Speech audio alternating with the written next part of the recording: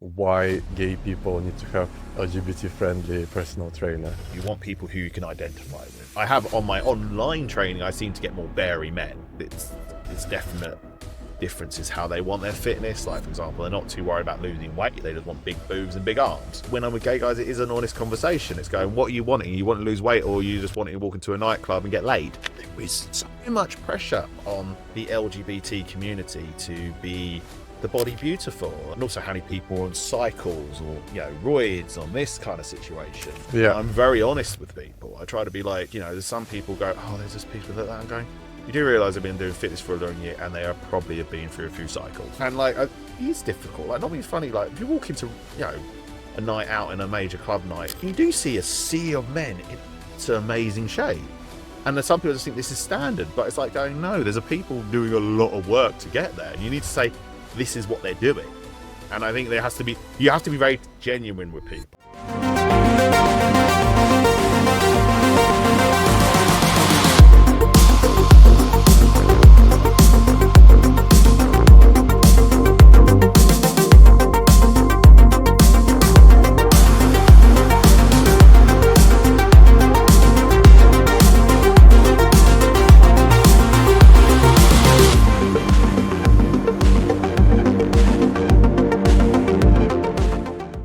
I think it would be great to start. We usually start with our guests. Just tell us about yourself from the beginning. Where are you from?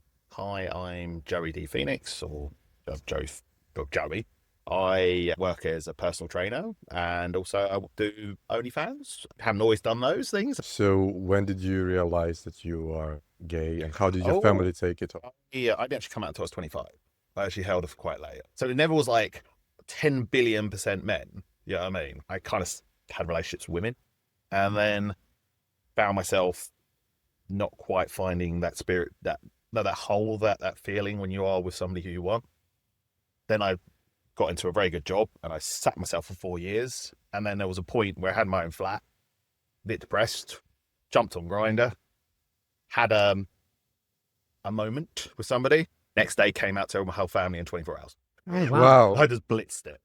From your first moment. Yeah, just because I knew it. I knew that, yeah. So you played the role of being straight? There was nobody in the gay community I was identifying with. Like, you'd always see all these people who were very flamboyant. I actually I grew a dislike towards it. And actually, to be honest, it became very internalized homophobia. So I'm trying to word this correctly. It's just, if you don't see somebody who you identify with, you're like, that's not me. And when people say gay, you can't own it. And I found a way. And I think nowadays, gay men are far more out there in all different shades. Yeah. I came out at 21, which is obviously earlier than you. But again, I think it was the same thing. And it wasn't until I moved to Manchester, where I was like, there's lots of different, almost tribes. Mm-hmm. Yeah. And I think that's the thing. Back then, when we were growing up, TV only showed one tribe, it was extremely camp and almost laughed at. It was made to be comical. Well, yeah, it was made to be comical, like queer coding. I think it self-vilified itself inside our own gay culture. And when you came out in such a short period of time, did you change a lot? Like, for example, when I came out, I became I was still sensible to the people I was going out with. Yeah. But to all my other friends, I was like this crazy party person because I was out 4 days a week. I wanted to go to every gay bar, every gay club, and so on. And I did change a lot. Like, it was a pendulum swing in a really short space of time. I nicknamed it with my therapist at the time, like, gay madness. Like, when you first come out, your hands in the cookie jar. Like, literally, I had my own flat so I could host. But I was literally having people over all the time. Because I actually had no gay friends. Mm-hmm. I wasn't really had anybody to go to these places. I used to be a very anxious person. I mean, like, very anxious. Like, I was hospitalized with anxiety in the past. So it couldn't go. So going into a nightclub was like, but then I ended up being a bouncer in a nightclub. So I evolved. It gave me my confidence being a gay man. It built. So there was a big pendulum swing in, I guess, being around other gay men and that sort of thing, yeah? Yeah, because as a gay man, you come out every day. Mm-hmm. And to be honest, I can't be dealing with coming out to people because I hate talking to people. And 1 minute you're fine and they find out you're gay and their demeanor changes. And I've got to admit, I don't have time for it. It's just, you can be the big guy in the gym and suddenly find you're gay and suddenly some people just avoid you. it's microaggression-y stuff. So you don't actually feel it. It's only when you go, oh, that's happened a few times. It doesn't help the fact that you do, throughout being gay, you are always coming out. Every time you start a new job, you have to come out to people. Or worse, sometimes it's like taken away from you, where, you start a new job and somebody will almost out you. I was having this conversation with someone the other day, and they were telling me that somebody started and they were like, oh yeah, well, he's definitely gay. And just that, it took away from them so much. Yeah. So I'm going to say something, and I hope it doesn't come across weird. I was looking at your Instagram. Yep. And there's some photos of you, and I'm going to say them as before and after. Yeah. And it's like two different people. Yes. One looks like you don't know who you are. Yeah, I think there's one picture of me in my glasses. Was probably very close to me coming out. I was a very unhappy person. I was suicidal. I was not happy. But kind of had been alienated from a lot of my straight friends. I didn't know who I was. All I was doing was working. Yes, my finances were great. I had a lovely car. I had all the lovely flat. I had all the materialistic things. But I was at home at night alone. And it was not knowing where I wanted to be. I think there's a point you go, can I swear in this? Fuck this noise. You can't. I think there's a point where you kind of have to go, get busy living. It's from Shawshank, get busy dying.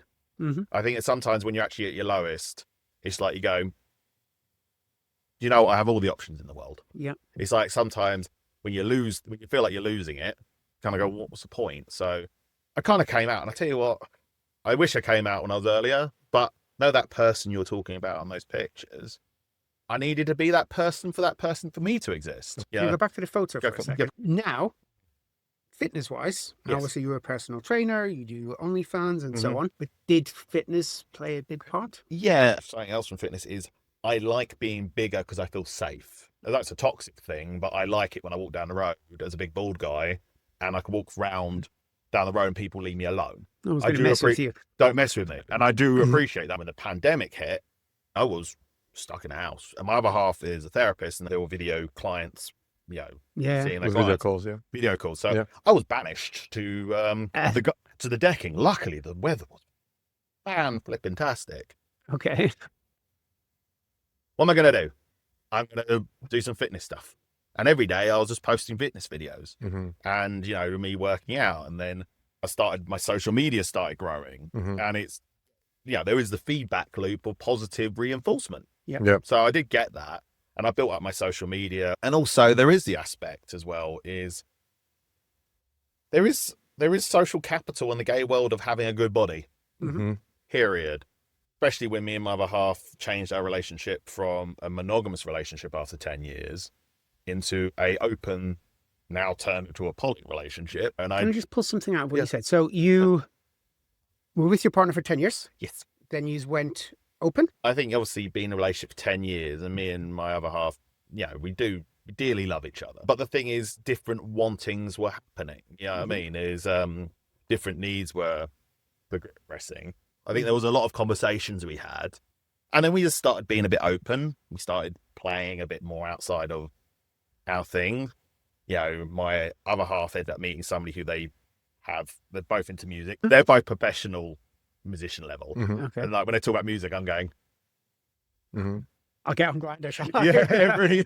We're actually going to be, all three of us going to be moving in with each other. You know what I mean? So we're all going to be fine. I have my friends on the other side, or my side. It's always evolving. It always gets me though when you're in an open poly relationship. People go, oh, do you think it's going to last? It's like, it's been going for 3 years. Let me ask you. Okay, so I'm going to be discreet in this.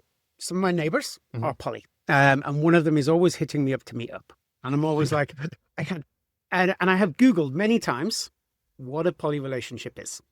And if you asked me to describe it to you, physically, I don't think I could. Because I don't think, having read about it multiple times, don't think I understand it. So I'd like to hear, how would you describe what a poly relationship is for a layman like me? I think it's a very hard question. My version of poly, that we got like poly, and it's almost like we have attachments outside. You know what I mean? Yeah. Some people do like communal poly. Yes. Where like, I think it's like a threesome. Or a throuple. Yeah, where you're like 1, 2, all 3. I mean, it's like you 1, 2, or 3. I think poly just generally saying there's more than one person in the mix. I generally go with because, I'm not romantically involved with my other half's partner. Although we're moving in with each other, there isn't that dynamic. So my next question might be personal. Tell me to shut up, and if Go. it is, tell me. So the reason I have not hooked up with my neighbor who's poly, it sounds like a 9-year-old here, is I'm worried about going to their house and there'll be like one bed and like the other one gets in, and then I'm like, is it a threesome? Like, where does everybody sleep? I think that's down to the communication with the people, finding out how they operate. Like, I operate independently. Like, my people who I see on my own time, I only see them. Like, if I go off to like there's a couple who I'm quite close with who are in Berlin, I go and stay with them. I stay in the bed with them. But I think it's just asserting your boundaries. I think my poly is about relationship. My people who I'm around is more about the relationship, not about the sex. I get it. I think I get it. What you're saying. It's not about sex in any way. Yeah. And that's where I think I'm getting the hang up on it. I'm thinking like, oh, well, if the three of us go to bed and I want to have sex with my boyfriend, who's also the boyfriend of that person, I'm like, what's the other person going to do? Just lay there knitting? If you don't, because you're sleeping with one person doesn't mean you're automatically attracted to the other person. Yeah. And it doesn't mean you have to put out just because you want to sleep with that person. If you're on a poly, you have to be open to asking questions. You just got to be really, I think, when you're in poly or when you're doing open relationships or you're being out there sexual and all these type of things, I think you just got to be honest, hand on heart, and be out there. Because the thing is, if people don't like your honest answer, you're pretty much lost after that point. Yeah, it's just a poison waiting to happen.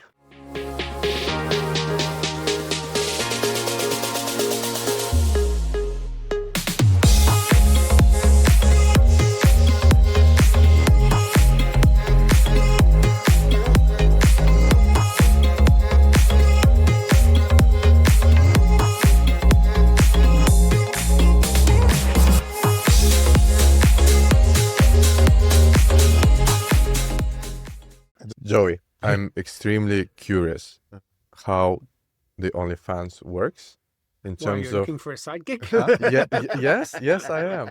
Tell me about it. How does it all work? It's a page that people have to pay to subscribe to see the content you're putting on there. It doesn't necessarily have to be pornographic content, but generally adult-based content.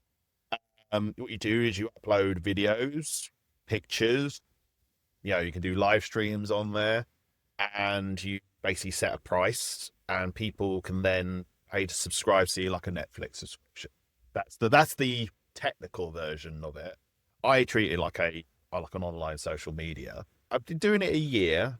I'm lucky also to be enough to be knowing other OnlyFans creators. Like the OnlyFans creator has been very helpful to me. There's a guy called Mr. Britain X. He runs a group chat with other gay creators and bisexual creators, and he's created like a WhatsApp chat, which is like almost like a Discord community. Oh, nice. And it's very helpful because we sit there and we kind of like help each other and all that type of thing. So in that WhatsApp group, do you kind of organize, collaborate? Who's doing all of the editing? How does all this backend works? Well, I do my own editing. A lot of people doing it learn to edit themselves. Before you edit, you have to choose who to collaborate with. So you do that in the group. Let's say we're all going in there today. I'm not, but you guys. Yeah. Can you just say I'm looking for someone to collaborate with? Yeah, we do. I have got some from the group. Like you do get some people from Twitter and Instagram, and it's like a lot of networking. You find out people collaborators, and you do message out to them, and you do try to say hi. I'd give a very formal letter. Hi, Andrew. Everything. I see you've worked with X, Y, and Z. Like so that they can vouch for me to a certain extent. Yep. I turn around and say I'm fully vaccinated. I get tested. Blah blah blah blah blah. I'm on PrEP, and I'm based in London and all this type of stuff. I do it I treat it because I'm from corporate background. I send it as like a little letter. Yeah, that's my general kind of try to keep in it. Also setting the tone of the interaction. Yep. Okay. And then what you do is you arrange either to meet at a hotel or they host. We set up for the filming, lighting, but it's always done with your phones. Yep. Yep. Yeah.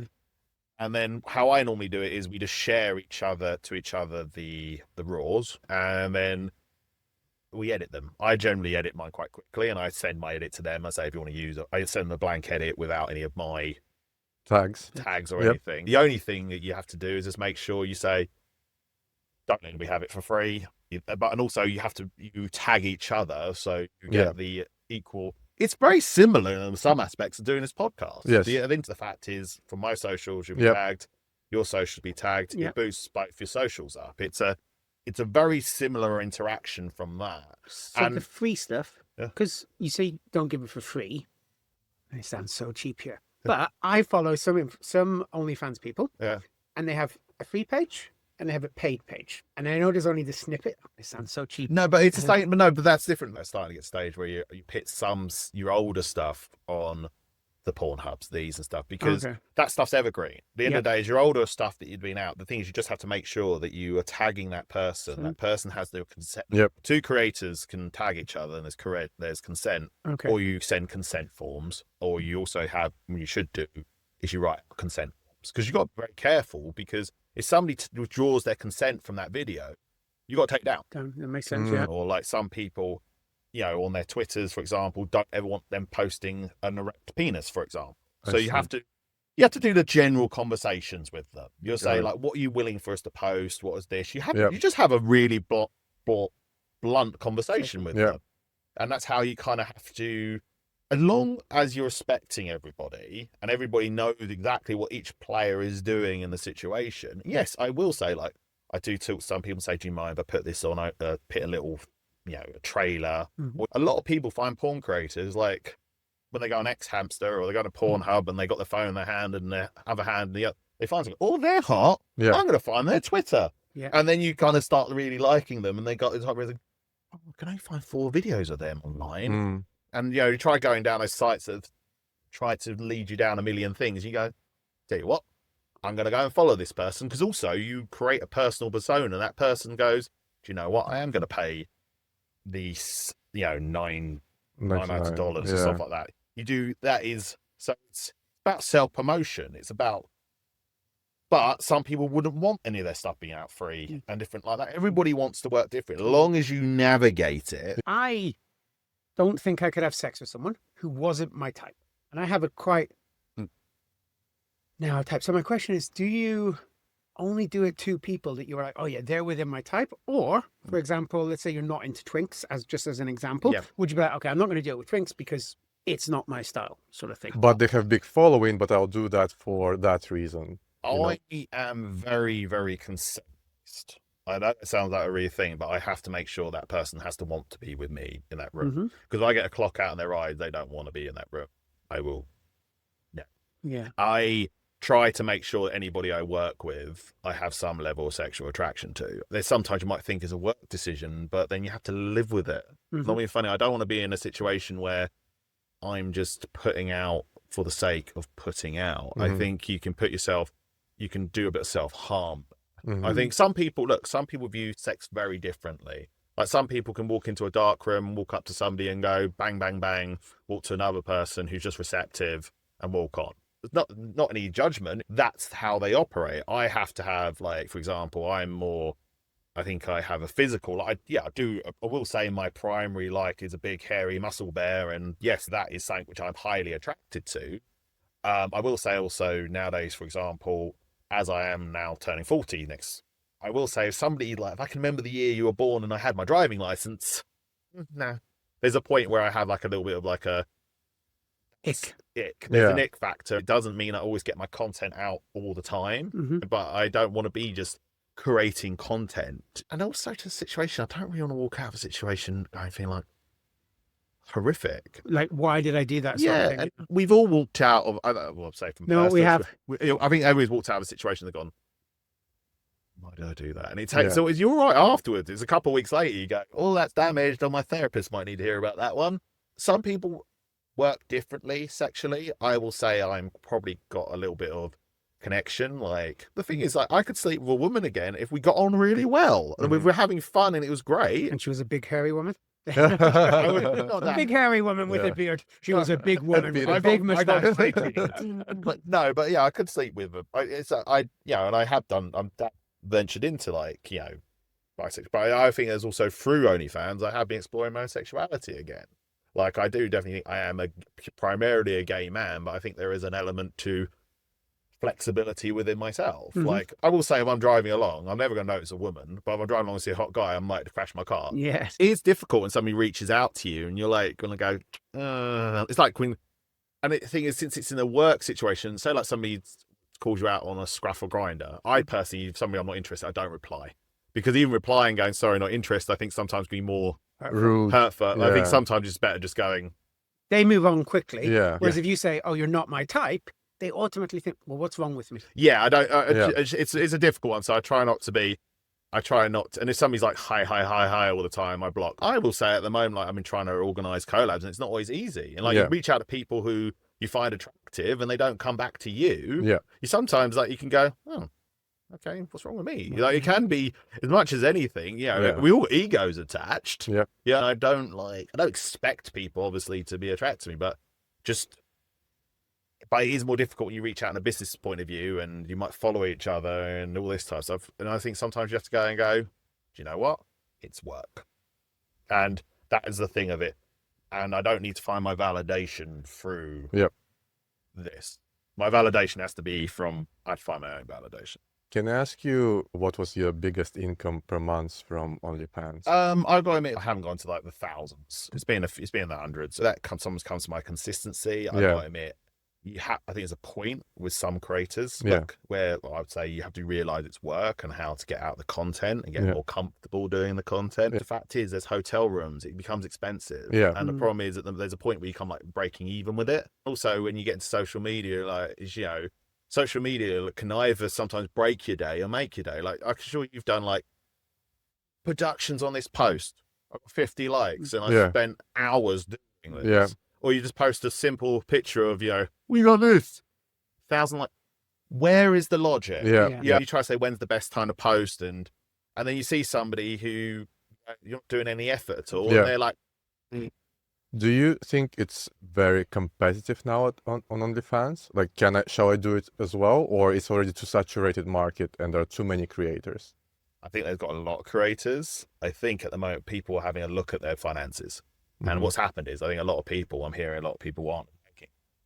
Because what's happening is, people go, oh, that $8.99 a month, this month, and they're taking them back. But when finances will come back, that's what I'm to worry about. And other trends that, for example, if you do this kind of fetishes, you'll get more money. If you do this, you'll get less. Like, have you discussed with other creators what makes more? Oh, there's definitely having a USP, like what unique selling point and people coming to you. Like, I got to admit, sometimes I'm trying to probably be the big bald hairy Viking dude. Yep. That's where we can see that. Yeah, that's where I'm trying to go with it. Like, other people work in different things, the fact they're bisexual, the trans, the fact they're this, there's a lot of different aspects, like people, you have to accommodate to a kink. You know what I mean? Like, I, for example, have played around with a little bit of like BDSM stuff and all that type of thing.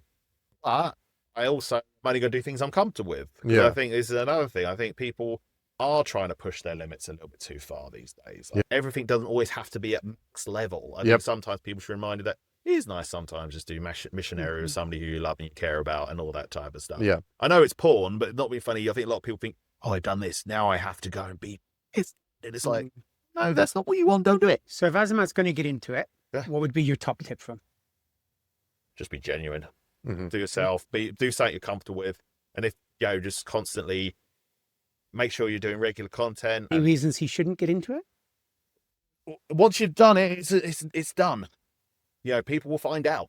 Not being funny. Once you put yourself out there, your friends, your family will eventually find out. That's going to be embarrassing when we're collecting our daughter. And also other people start finding out otherwise. Like, I went out the pub the other day and people that's all they talk to you about. You know what I mean? It's like, it has a social stigma to it. I think the social stigma is reduced. Yeah. But I will say, like, for example, my family doesn't directly know because I blocked them from my social, but it will come out. Everything comes out in the wash. And if you are trying to work in a corporate job, it could affect you. And I think these are things that you have to be like, the internet is forever. And once you put it out into the world, you just got to be accepting of that fact. You can think that you can delete everything, but it will come up again. And I think and that's why I always go with, it's why, like, even when I didn't do very well, I'm in for a penny, in for a pound. I enjoy it. Like, I do get some sexual gratification. I enjoy being watched while I do it. But I'm going to turn around and say is I'm very aware, but also I know I'm doing this because I can't go back to corporate. When people in 21-year-olds are doing it, I'm going, this is always going to be, you're always going to hold on to this. That's when you're 21, you haven't decided, well, most 21-year-olds haven't decided where they're going in their life. You're not able to do that yet. So I guess that's the risk with it. Like when you're at that point and you haven't lived, you're putting it out and you can't pull it back. You don't. Pandora's box is open. Yeah. I think that's the thing. So I have a question, and I see, how do you position it? LGBT friendly personal trainers. And obviously the question that I see mostly in comments, why gay people need to have LGBT friendly personal trainer. You're spending a time with the personal trainer. Yeah. And you're a gay guy. You don't want to be like, oh, I went out on a night out and did this and this, and you're talking to a straight guy and you educate them. When you spend time with a personal trainer, sometimes I'm seeing 2 to 3 times a week. Yeah. And I think, as a gay guy, I think sometimes having a gay PT, there's a shorthand. There's things you can talk about. You mentioned Grindr, all this kind of stuff. You can just talk about your life. And I think that's why a lot of people do prefer having an LGBT trainer. Makes sense. You want people who you can identify with. And that's the most thing of it, is shorthand, being comfortable. And also a lot of gay guys are petrified of the gym. You know what I mean? Like, there's a huge amount of gay guys who gym is their temple, it's their palace and all that kind of stuff. I think it's the most toxic environment going. Sometimes you walk in, it's always like, and some guys walk in and go, that's hell. Yeah. Especially like I was one of these kids as well. I bunked PE. Like I got on a Monday morning, I was getting the first name basis with a receptionist. I missed the first 2 things of PE and I'd be like, I'm here, I'm signing in. You know what I mean? The amount of times I faked hurting my leg so I didn't have to do PE. Oh God, amount of time. My excuse was I'm on my period. Yeah. Period again. Can I ask about the type of clients you get as a PT? In as much as you say about, obviously, and I fully agree, people want people that they can associate with, and being gay is certainly one thing. But do you tend to get more bigger bearish guys and people who want to be more bigger bearish, or do you get twinks as well? I would say I am one thing where I am is not necessarily a very gay area where I'm currently trying. I would say I've had a lot of LGBT clients. I would say I get very across the board. Like I have on my online training, I seem to get more beary men because that's what I'm more portrayed towards. And it's like when you talk towards more beary guys, it's definite differences how they want their fitness. Like for example, they're not too worried about losing weight; they just want big boobs and big arms. You know what I mean? There's a different type of, but also when I'm with gay guys, it is an honest conversation. It's going, what are you wanting? You want to lose weight, or you just want to walk into a nightclub and get laid? I'm going to divert here for 1 second. Yeah, both. So I'm not particularly into bears. But is that what bears go for when they're working out, like big boobs and big arms? Well, so I think this is my view on it. There's also a thing is a lot of people aim for what they want. They're not so worried about having the chiseled gut and all that type of stuff. So some people just want to be incredibly skinny and, basically have this washboard abs and, not have a pound of flesh or a pound of fat on them. I personally prefer the rugby style guys. Yeah. I like a lot of muscle, but say, for example, something very muscular and lean. I still find it attractive, but it's not something that makes me go, I want that, yeah. I think this is the thing. It's discussing with them more bluntly about where they're going out. Like some people, yes, they want to go out for fitness, and sometimes it's just for health reasons. Like it's actually being like a little bit of a life coach and trying to find out where you're at, because there is so much pressure on the LGBT community to be the body beautiful, and also how many people are on cycles or roids on this kind of situation. Like when people are like what they're doing to get that body. Yeah. I'm very honest with people. I try to be like, there's some people go, oh, there's this people like that. I'm going, you do realize I've been doing fitness for a long year and they are probably have been through a few cycles. And like, it's difficult. Like, not being funny. Like if you walk into, a night out in a major club night in like, you go to Lecture Works or you go to Fire or all those places, you walk on a big night out and you do see a sea of men in amazing shape.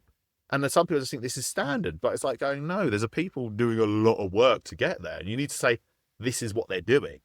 And I think you have to be very genuine with people. I guess that's quite interesting when you're training people and you've got to work out what category it is they're going for, because quite often it'll be completely different to where they're starting. Yeah, it's anybody. It's going, what you want, lose weight or this kind of stuff. Like some guys just don't look great, they want to get big muscles. Some people are wanting health and things. I think fitness plays a lot into being a gay man because, like, I know you said you have kids and stuff, but a lot of people don't have children and they don't have the, say, for example, I've got a couple spare if anyone wants. But the thing is, you know, you have that whole thing that you do sometimes still find, like, you're still in your 40s and your 50s and you're going out to nightclubs like you did when you were 20. Not gay men are just, we're living our lives. We don't suddenly stop and go, we've got the house, we've got the kids, we've got domestication going on. It's like, well, we're going out to our friend's house and having meals and all that kind of stuff. We're still like, you know, on show. It's constant. There's a lot of like, yeah, I got to admit, I love being gay, and I got to admit, like, I still enjoy the fact is I go out and have a fantastic night, and when sometimes, and everybody you meet, a lot of straight friends, when they hear about your life, they're like, whoa. Yeah. I think it's easier to let go of your straight, like to not have to worry about that. If you're a straight man, you hit 40, you can be like, I'm done. Yeah. And that's okay. Well, you can't do that in the gay community at all. It's so many different aspects. And also, like, again, on social media, you're looking at how social media is so body beautiful all the time. Yeah. If you go onto your story feed, how many times do you see people in the body type which you would like? Yep. And you're constantly getting bombarded with that. Yeah. I'm bombarded with it. The fact is, I'm the gym, so I only see people who are in gym shape all the time. Yeah. And then you go out in a nightclub.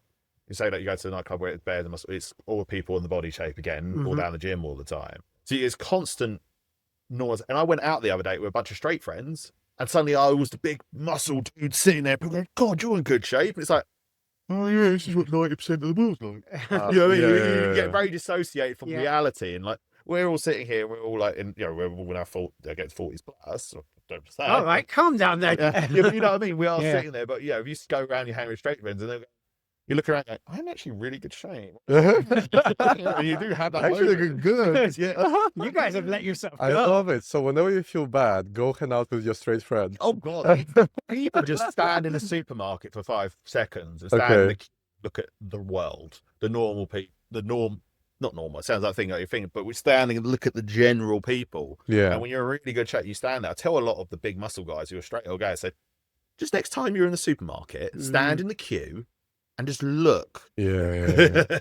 My therapist is straight, and all the time I just wish I would like be more consistent with my diet and I could get rid of that bit of belly and so on. And she's always like in shock when I'm saying it, I guess because she's around our age and she's probably in the straight community where at 40 you're like, I'm done. And when I'm saying I've got a belly, she's like, I don't know what you're talking about. It feels so blind. Right, okay. I knew that was this sort of bullshit here. Got a family flashbacks. This is our first divorce conversation. Do you do online with her and you turn off the camera? Oh, so you have been promoting our products and using our products for quite a while now, yeah? I think it's really fun and interesting, like the ones that are like Calm and the Fiber one. I think also the Fun brand. Generally, it's become very identifiable. So I definitely enjoy using the products. It's interesting. So what you were saying earlier about why do you need personal trainers for straight people? The amount of times we get that as a comment. Why do you need vitamins for gay people? And it's interesting because, well, we're part of a community. We're part of if you're a middle-aged woman, they have vitamins for you. And sure, other women can use them as well.